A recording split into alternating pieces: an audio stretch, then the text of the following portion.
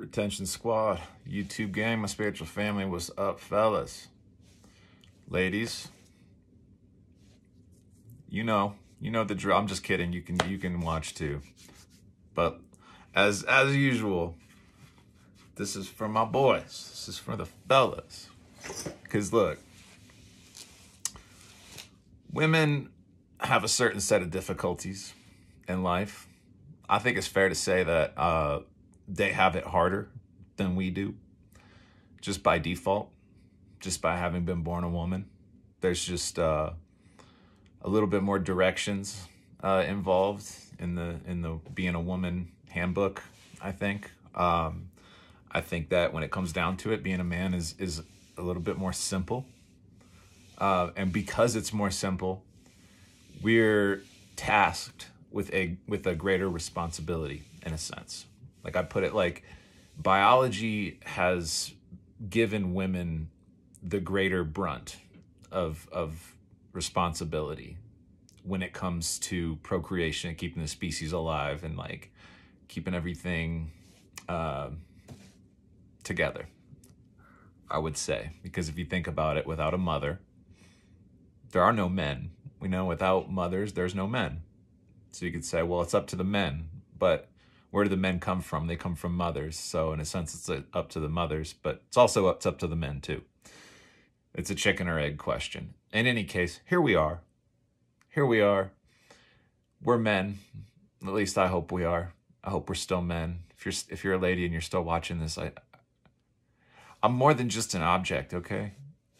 Yeah, I got the bad jokes. Like I'll be here all week. Don't worry about it. We got the bad jokes on deck.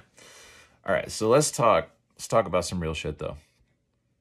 So, last video I made, I talked about feeling feelings. Got a little bit cheesy with it. But you know what? We need to go there. Especially as men, we need to go there. All right? I'm sure you've noticed, along the line in your life, when women get together and talk about stuff, conversations are more likely to be centered around their feelings, the experience that they're having.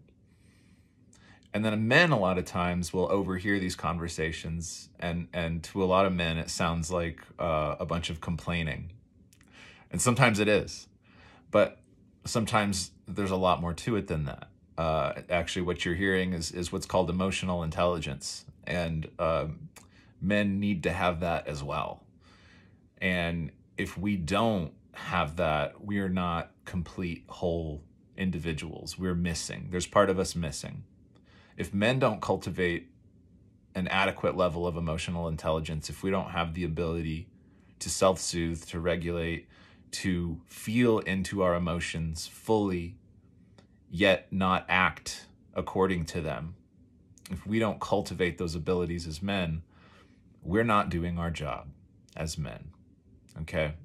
And it's as big of a deal, I think, for a man to neglect all of that as it would be for, like, let's say if a woman had a child, to just like leave that child like in an alley somewhere and walk away and just neglect all responsibility.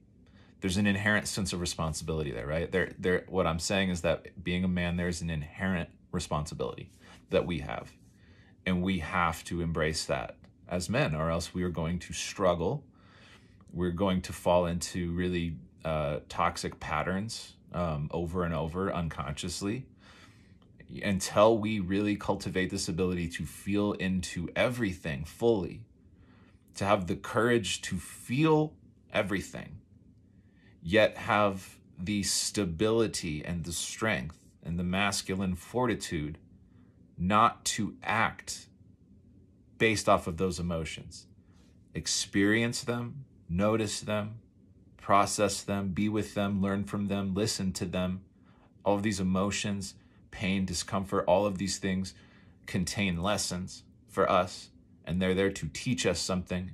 And our job is to sit there and feel it and be present with it all and learn whatever it is that we're supposed to learn from that, so that we can then move on. And if we don't do that, these emotions, what happens is they get stored in connective tissue in our body. and they will start to manifest as maybe lower back pain, maybe knee pain. I mean, they can manifest as physical symptoms. They can manifest as problems with internal organs. Sometimes these undealt with emotions can get stored in tissues in different organs, and then down the line, what happens is they can manifest into disease. This is my perception on disease, my perspective, and my theory on, the vast majority, if not all, diseases that humans deal with are really a result of us not having processed and dealt with some event soon enough. And then these things start to accumulate in the body. And then down the line, if they accumulate long enough and it gets bad enough, we end up with diseases, and we end up with psychiatric problems, and we end up with relationship problems and addiction problems, and so on and so forth. So the body keeps the score. So this is why it's very important for us to be aware of our bodies and what's going on within them. And if you study your emotions, you'll notice that emotions happen on in this area here, right? We don't actually experience the emotions here. We analyze them and we attach narratives to them here. But the direct experience of the emotion itself tends to happen on more of a physical body level, like from below the neck.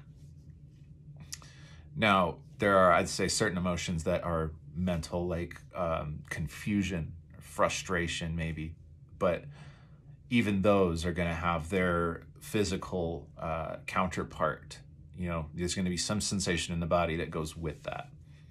So our job in this pursuit of emotional intelligence, cultivation of emotional intelligence, is to be like scientists who are studying from a very objective point of view, without judgment, just studying what's there.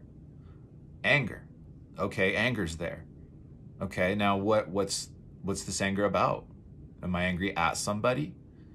Did this originate someplace? Where did it originate from? And can I transmute this? What do I need to do with this anger? Generally, what we need to do is, first of all, we need to just recognize it, call it what it is, feel it, don't act out on it, allow it to run its course. There's this saying, emotion is energy in motion. I find that very useful because these things always, as easily as they come, they go. But they won't go if we don't allow ourselves to acknowledge and experience them, because they're not there by accident. The body is intelligent. The universe is intelligent. God is intelligent. There's intelligence present in all of this. And so we need to have the humility to recognize that and be willing to learn from what our bodies are telling us.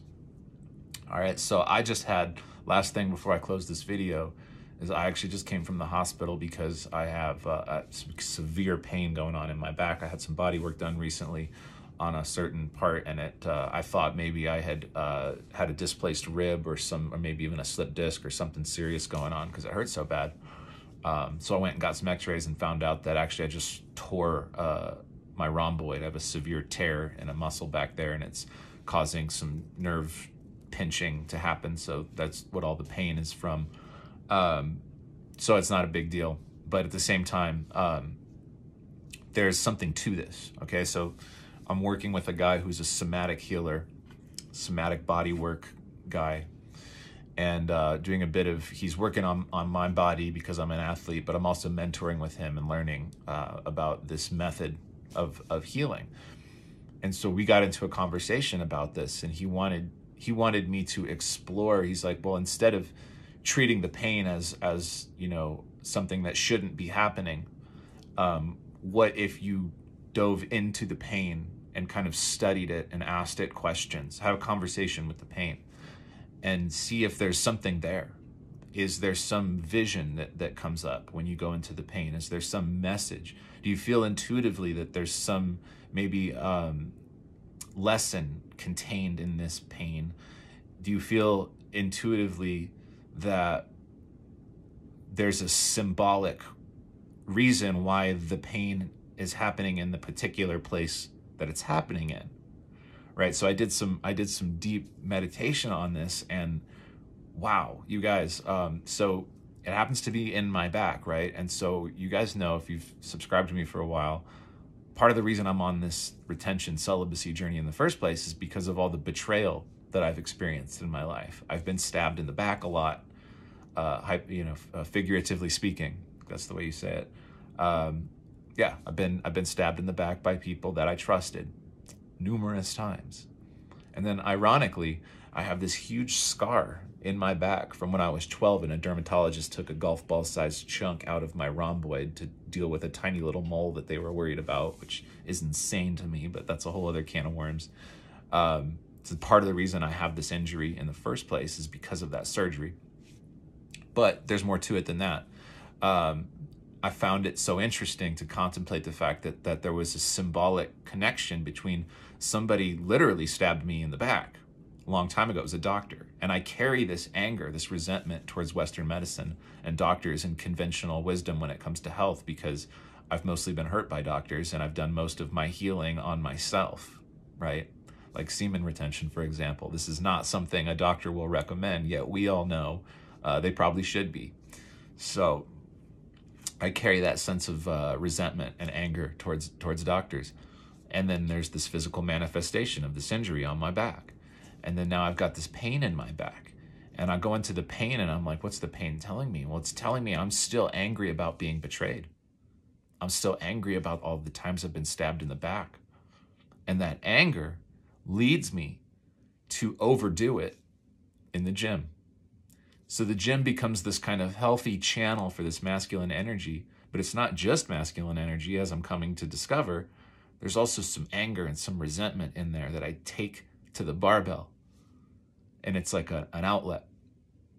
But see, that's a dangerous game to play, because when you get to a level of this sport that I'm at, you're moving amounts of weight that could potentially, crush you. And it's serious, it can be very dangerous if you're not careful. And so you have to have a level of focus and intentionality and patience in this sport in order not to get injured. If you go into it with, you're trying to deal with unresolved trauma, and that's why you're lifting heavy weight, the likelihood of you being injured is going to go way up, because you're taking this chaotic energy into something that should be very ordered and focused. So this is the lesson I'm learning, is that I've been taking anger I didn't know I was holding into places that it doesn't really belong.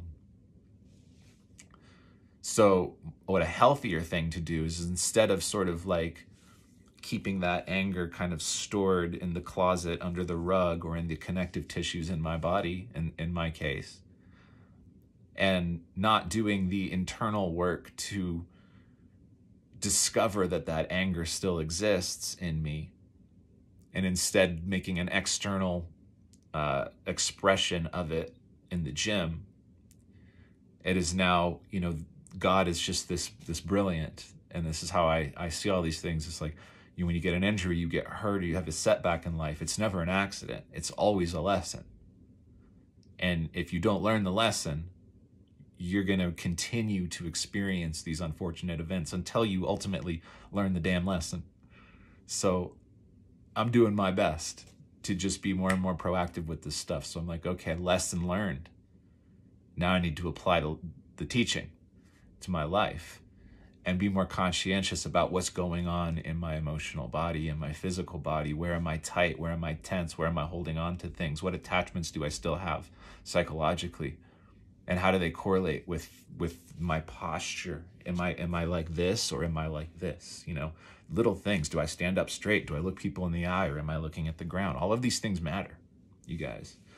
So you can increase your testosterone, which will make you more likely to stand upright and look people in the eye. Or you can stand upright, look people in the eye, and there are studies that actually suggest that alone will increase your testosterone. So you can kind of come from either angle. In any case, there's this connection between the body, the mind, the soul, the endocrine system. All of it is so linked. It's so linked together, you guys, that in order for us to really step into the highest versions of ourselves, if we're very serious about this self-development journey, I think we really got to be looking at all of these things. approaching it from all angles as holistically as we possibly can, because just being on retention isn't enough. It's not enough. I think a lot of people will lean on that, and think, oh, I've made it 6 months, I've arrived, I've defeated a demon, and, now I'm glowing and all the girls want me and I'm attracting abundance and everything's just hunky-dory. There's so much more to it than that, you guys. I really will say this over and over, that the retention thing is just a catalyst. It sets something in motion, but it's up to you now to go in that direction, the direction that it suggests you move in. You move in that direction. That's up to you. You don't have to. You could just start acting out in other ways and then end up with consequences like your boy over here. But it's all a learning experience, and I'm grateful for every single bit of it. And I'm grateful to have a group of people who are receptive to this information. Y'all, I hope, are paying it forward. If anything I've ever said or done on this channel has added any value to your life, all I ask of you is that you go share that with somebody else. I'm not asking for anything from any of you. My cup is full. My cup runneth over, even with my torn rhomboid. So with that, peace and love. Keep it real. Signing out.